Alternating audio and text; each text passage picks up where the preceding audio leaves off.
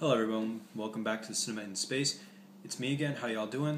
One thing I'd like to say before I start this video completely is that I got a few new subscribers in. I saw my email. I'd like to thank you all for joining. I hope y'all enjoy what you're seeing. And also I got a really nice comment from both 8 The Chosen One and Day One Video from my movies that changed my life. Both very nice comments. I thank you both for those comments. They really do mean a lot to me. I know I don't get a lot of views, I don't get a lot of subscribers, I don't get a lot of comments or ratings. I don't even really do it for that. I do it because I like doing this. Just it helps me express myself more. But, it's nice to know that there are some nice people on YouTube. There are a lot of rude people on here as well.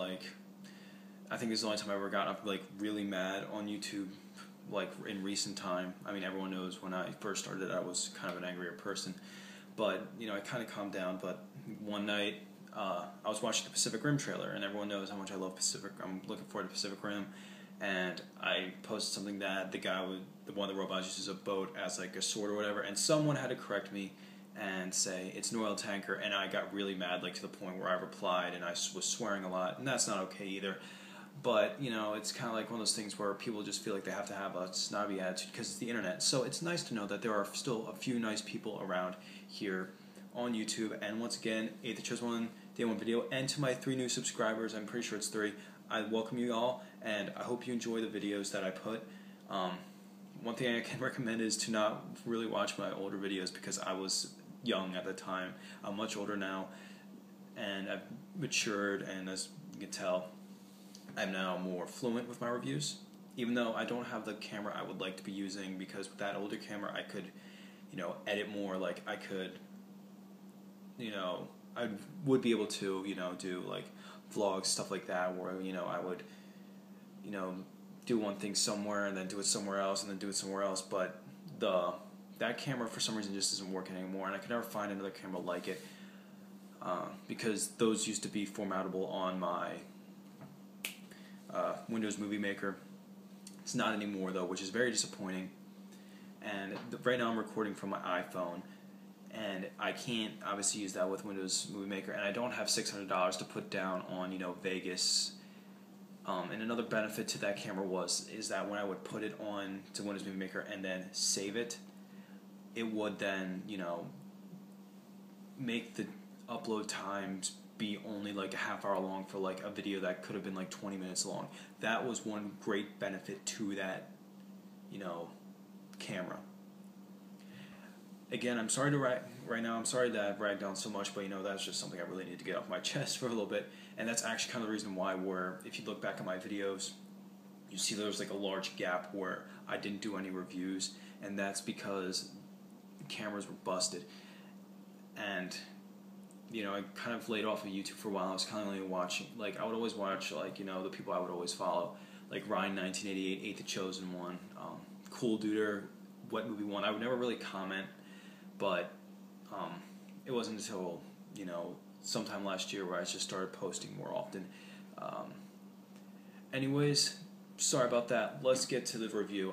This isn't a build-up to Pacific Rim video. I'm not doing that. I'll probably do that again tomorrow. And Day One Video, or Day Video 1, I'm sorry, man, I'm getting it wrong, I'm sure I am. Your comment, I'm going to do that just a little bit later, because I want to review this movie. It's actually the first time I watched it, and then I want to do more build-up to Pacific Rim videos, but I will get to that eventually, and it will be sooner than later, I promise. But this is a movie I just saw for the first time today. I remember I was reading about it. It was really cool. I didn't watch it when I was younger because a lot of people just said they thought it was stupid, and it could have been just at their time they thought it was stupid. I thought it was brilliant. It was really funny. It was a lot of fun. I didn't see the one the spiritual prequel. You may know what I'm talking about. It's the part of the Blood and Ice Cream trilogy. It's Hot Fuzz. I technically did see Shaun of the Dead, but only at pieces at random. It'll be on TV and it'll be at the middle, and then I'll stop watching it because I do something, or then the beginning will be on at some point, and then I have to stop watching it.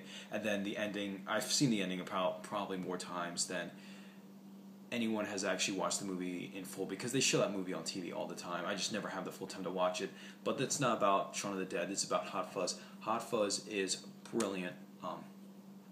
It was written by the guys who've seen every action movie ever made. Obviously, that's an exaggeration because I don't think that's possible unless you just literally through your entire life just have food in a tube just going into you, and you're just watching literally every single, because there's a bunch of, whatever. Yeah. But this makes so many like little tongue-in-cheek references to other movies. The two movies that like big ones that they reference are Bad Boys 2 and Point Break, but that's because like you just see them all the time, and like you can tell these people love action movies. It's a really good spoof of the genre, but there's also, it's a comedy, it's an action, and then there's that one really random point where it becomes a horror film.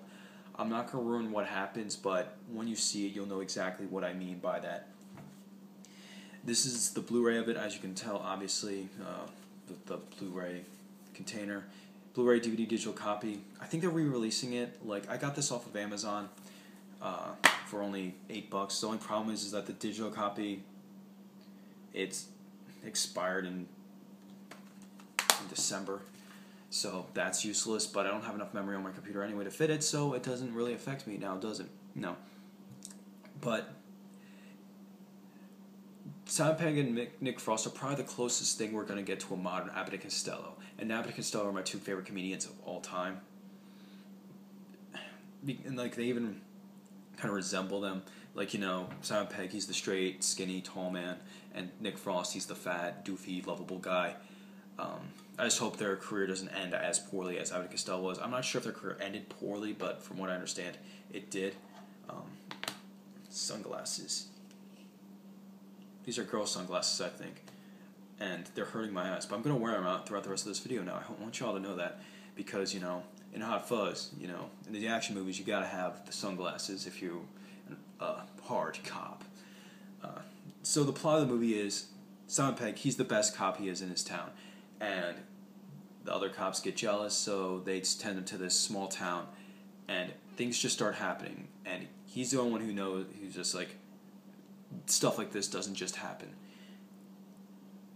They just don't. And everyone's just saying, oh, it's an accident. Accidents happen all the time. But then he's just like, they don't happen this often. Are you people crazy? And there's just one part where he's just like, am I going insane?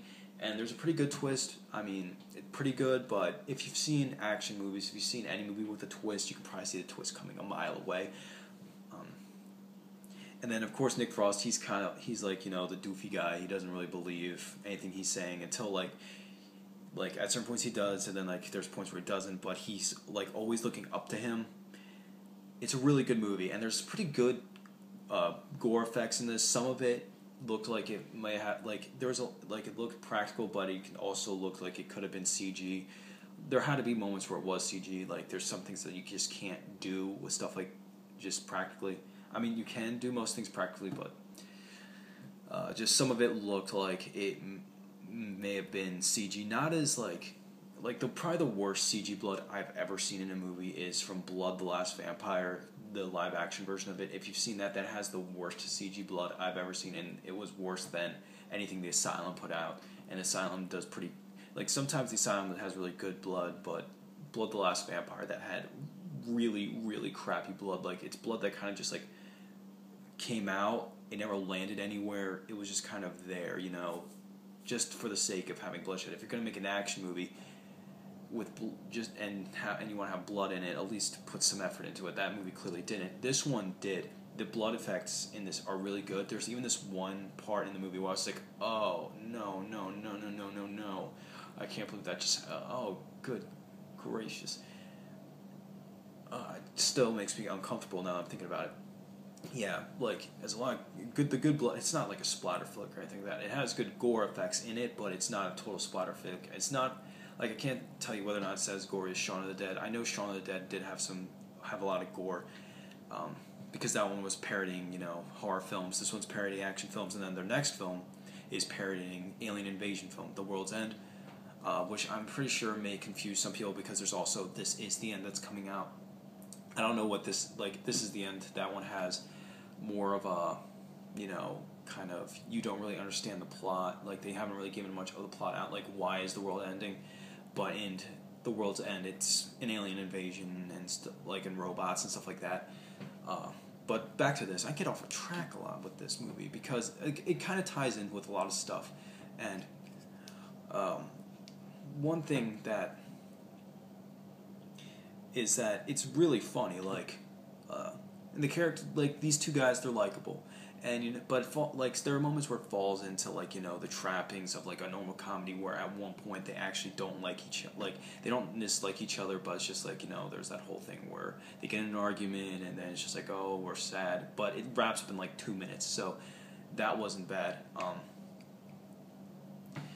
The action scenes are really cool. It's not a full-blown action movie. There's a lot more detective in it than there is action. But the final fight at the end, which I think lasted about like maybe 30 minutes, was awesome. It is so cool. I definitely recommend checking this movie out just for that alone, because it's really well done. John Woo would be proud if he saw that. There is one problem I have with some of the action scenes, though, is that there's a lot of close-up shots, which sometimes I understand because, like, they're in, like, closed-in areas, so they're really the only way you can shoot it. But it kind of gets annoying because, you can't really see what's going on. So it's just like they gotta, like, back the camera up a little bit because people want to see the action, and there's some shaky cam in there. That didn't really bother me, but shaky cam bothers me, but it didn't really as much in this because they don't overblow it. Because, when you watch a movie, you just want to see the action. I mean, sometimes the shaky cam helps because, it's, how do I put it? Like, it's supposed to immerse you and, like, you're more there, but, like, you just want to watch a movie. That's one things that's, like, the only gripe I had with, like, the action scenes is, like, some of the shots are too up close and there's a little bit, the camera shakes a little bit too much. But other than that, I can't really knock this movie. It's a really, really great film. I haven't seen a comedy this funny and this long. The Nostalgia Critic recently, I think it was last year or 2 years ago, he made a list of his favorite comedies, and this one was number 1. Spoiler warning if you haven't seen it. And I can see why. This has a lot of really, really funny scenes, and he even said, like, there's stuff you won't catch the first time that you'll get the second time. Even though I think I did get everything the first time, because, I love action movies. I've seen plenty of action hero movies from here to Timbuktu. So getting the references and getting all the jokes probably wasn't that hard, but who knows, I could be wrong. And like I said, there is a solid twist, but like I said, if you also have seen action movies or any movie with a significant plot twist, you can probably see the twist coming a mile away. And clearly, these aren't accidents. They're clearly murders. That's not a spoiler. There. That's in the trailer. But it's kind of cool. Like, they made an interesting point of, like, why the murders are happening. It's kind of just like, oh, okay. It's really cool, but like I said, it's a really great movie. There's a really creepy moment in it for the first-time viewers. You probably won't expect it. I'm just giving away to now, but it's kind of just comes out of nowhere, but doesn't knock it for me at all. I like when movies do random creepy stuff. It's great. Like I said, the only knocks I can really give it are sometimes the moments in the action scenes are too up close and they shake, and the camera's a little too shaky. But other than that, the movie's great. I gave it a 4.5 out of 5 stars. If you haven't seen it, definitely check it out. It's really good. Anyways, that's my review of Hot Fuzz. I'll catch you guys later. Peace.